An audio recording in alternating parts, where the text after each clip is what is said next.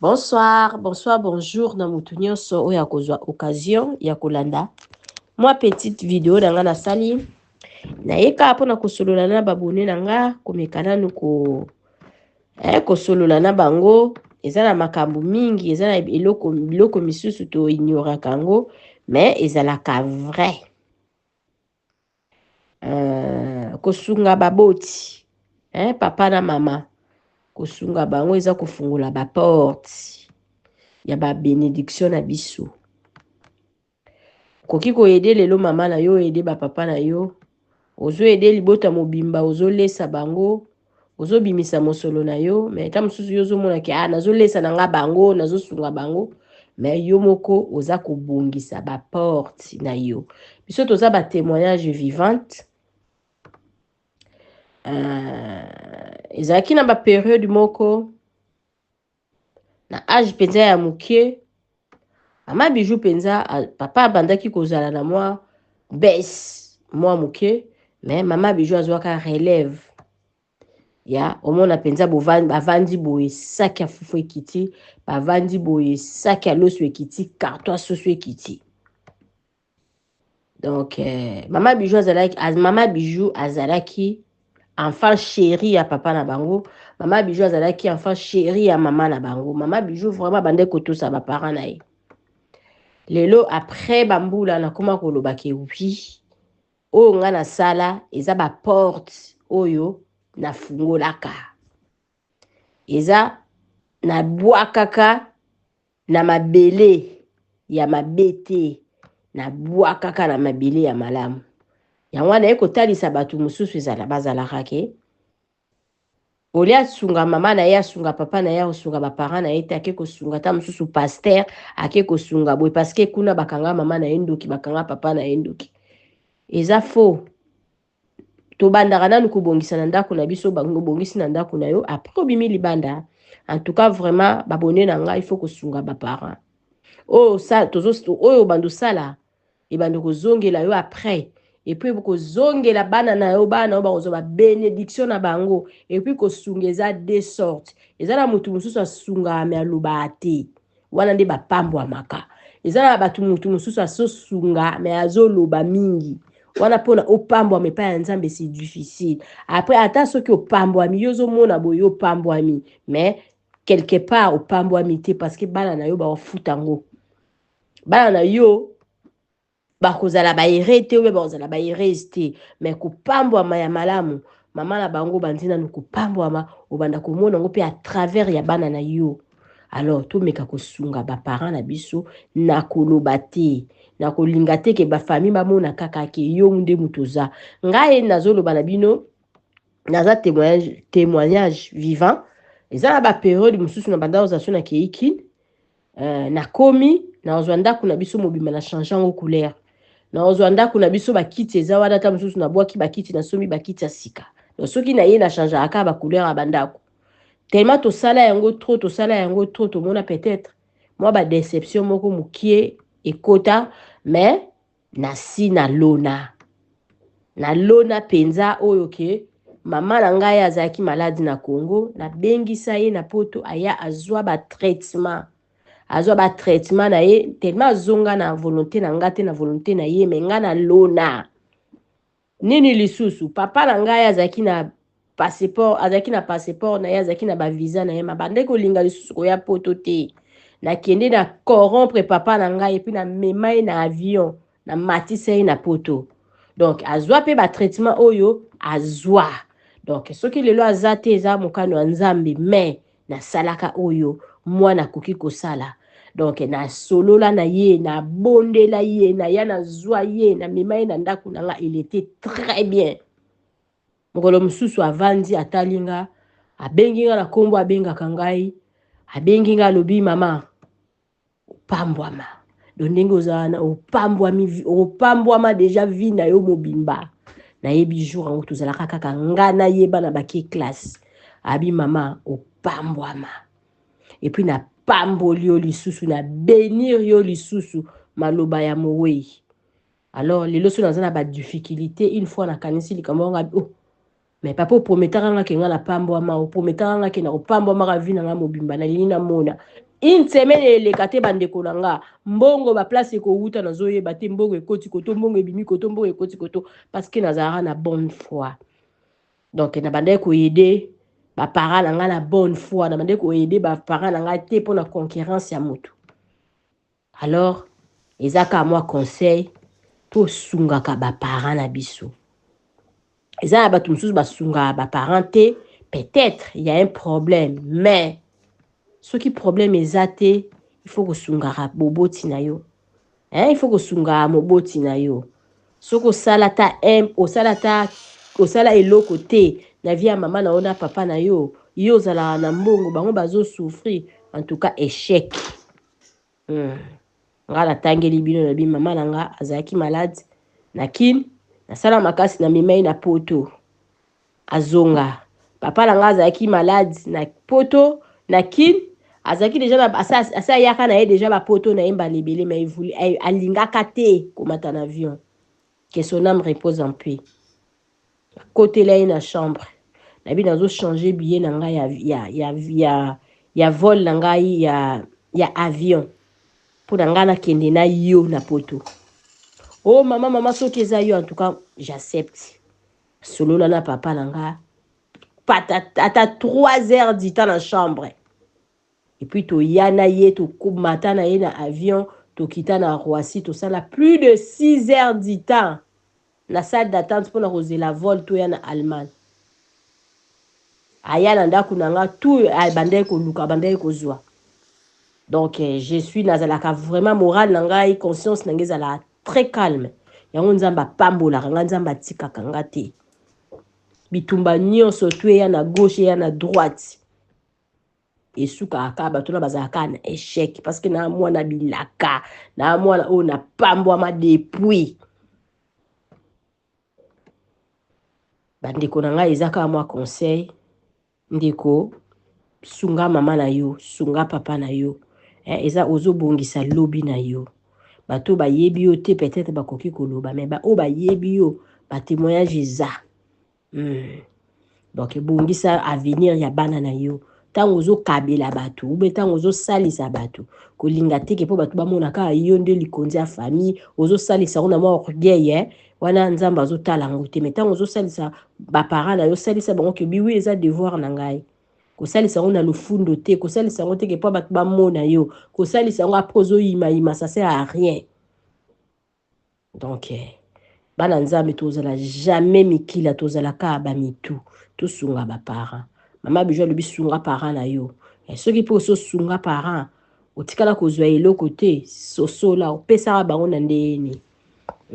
parce que nga mpe na bwaka mpenza esika mpenza babengaka ni esika mabele abie wana ya bafime na bwaka bagraine ekoma obima tosunga tozalaka na habitude ya kosalisa baorphelin tozalaka na habitude ya kosalisa baveuve tozalaka na habitude ya kosalisa bahandicapé okuti mobola na nzela pesa ye sala quelque chose ntango tosambelaka babienfait na biso egangaka nga na deux banini soki nalobi na bandaka ya koloba nabi nzambe ekanisela ngai eloko oyo 2 jours ekoleka te namona mpenza loboko na ye biso tosalaka soki mpo oya na poto ntina lelo owumela na poto malgré badéception oyo tozwaka na mokili mobengisa mutu te échec parce que nano omeka te biso baoyo tomeka tokosalaka yango lisusu te mais tomeka nzambe amona bandeko na nga tosunga sunga mpenza epuis baretour ezongaka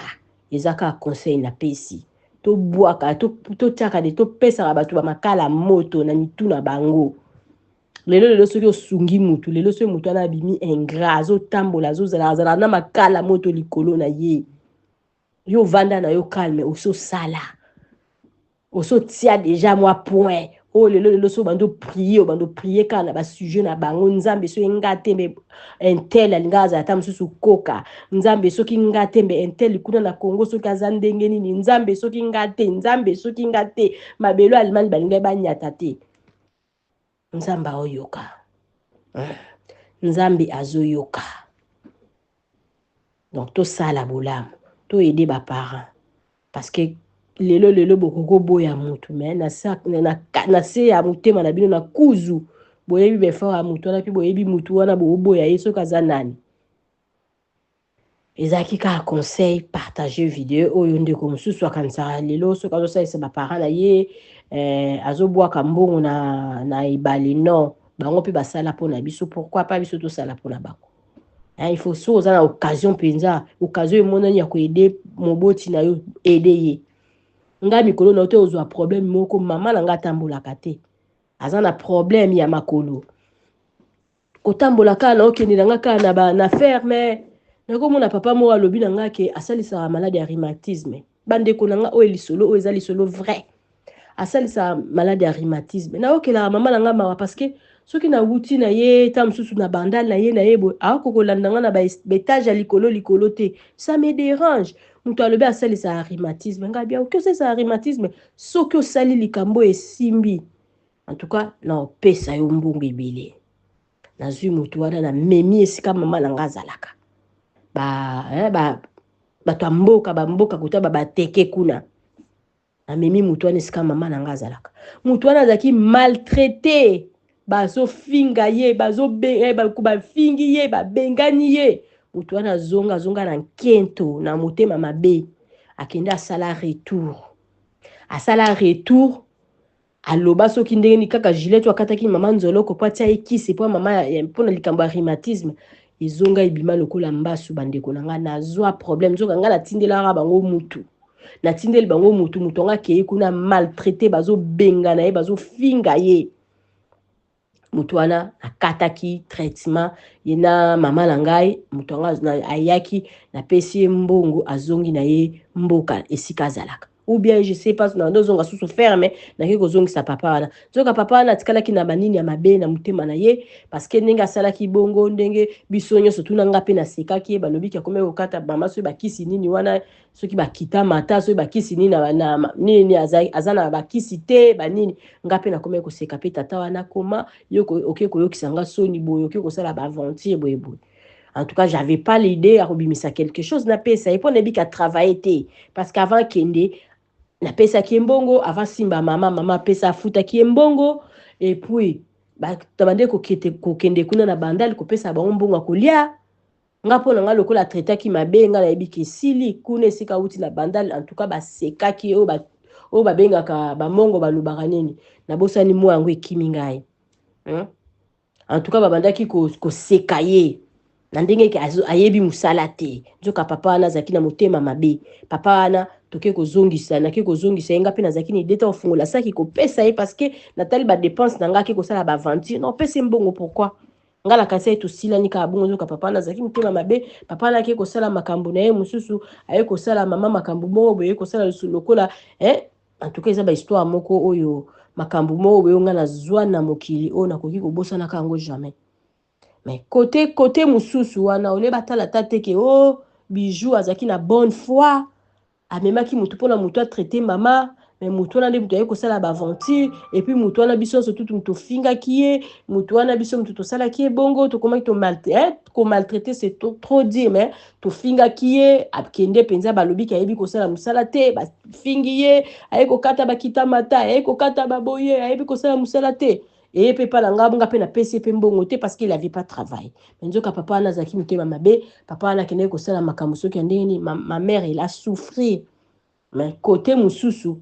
mokile yebaki bolamu o nga na sala kite. Côté mususu mokile kritika ki ayeli mama nganga, amemeli mama nganga, aza mutu abakisi ayeli mama nganga.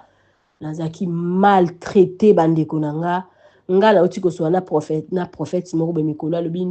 ayebi ngai te na zwaki na canal ya ndeko moko boye ya mama Ariane namoni mama Ariane azosolola na prophète nga nazosaka nde nasalaka nazobude parce que nga mpona ndima prophète ezaka pasi prophète anga bipesa ngai abi ayo mpenza makambo andi oyebisanga makambo abi makambo kutanaka nango na mokili soki oyebisi mutu akokoka te nakutanaka na makambo nga bato basangelanga mutu moko te bato bayaka kaka ebele baye kosangelanga la fois bandeko nanga bolamu o nga na salaki na yokeki mama nanga mawa nalingaki na ba traiter po na yebiki wi Rhumatisme wana bakoki kotraite yango na bokoko me ebalukelaka ngai ebalukelanga bato babima ekoma ti ya kofinga nga naza na bavoice oyo jamais nakoki koefase yango nga moko nayoka kaka bamikeme natika yango na telefone. Donc mwana moko boye oyo nga nabengisa ye na poto ka nabandi koexplike ndeni nabengisaka bango na poto natikali kokosa likambo ata moko te na part na ye oli azwa azala calme parce que nga nabandi kolobaka ya vérité mais abandi kofinga nga. Donc mpona bolamu oyo nga nasalaki ye kutu ayaki na glace nga nabengisaka ye atali wana te oyo nga nalingai nasunga mama na nga c'était par l'amour namoniki mama na nga azotambola te et puis ezalaki mbala liboso te nga nasi nazwa assurance moko boye awa na poto ndeko mobela biso epa na biso avandaka na poto awa azwaki soki batio ya bassurance moko boye ofuti mbongo na poto baparent nango bazotraite bango na kini wana papa il était en vie mama na papa bande kokende soins médicaux nga nafutaka bango nafutaka bato wana na poto nyonso tu wana bato wana mosusu kote wana mosusu babosana tu mais nzambe alola bosana te nayaki kozwa problème à partir ya problème wana nasalaki na kima lisusu mama parce que namoni ke kozala kaka na ye tellement nazokima kote wana kozala kaka na ye na bando ozala toujours ka na baproblème tika na se retirer mais ko se retirer na nga elingi koloba te ke lelo so aza na problème nga na koyede te parce que c'est ma mère. Alors bandeko na nga toyeba kosunga toyeba kosalisa parce que eza nde baclé oyo ya bonheur moto apesaka akaukaka te moto asala bolamu jamais nakauka jamais nakauka. Bato baza na badifficulté me nga nazosala kaka makambo malamu parce que nalona ya ebele ata mokili eboyi me nzambe alola ayebi nasala. Oui bandeko na nga bozala toujours na Bidor TV bobanozwa toujours baconseil ya malamu olingo kende na yo congé na kini toza na adresse kaka moko na Matungi na Iribu A37 bapartement na biso ya kitoko toza na chambre salon cuisine 2 chambres salon cuisine bachambre pamba oyo tosalaka promotion ya ba $15 toza pe na chambre ya $20 donc epa na biso nde mosala bachambre na biso ya ba $15 wana eza na TV na kati climatisé eza na lit ya 2 personnes lit à 2 personnes frigo na kati cuisine commun donc pesa biso confiance olingo kende congé na kini contacter ngai osala réservation na yo okende kosala séjour na yo ya malamu epa na biso sécurité assurée epa na biso toza na problème ya eloko te tozosala mosala ka ndenge baclient na biso bazolinga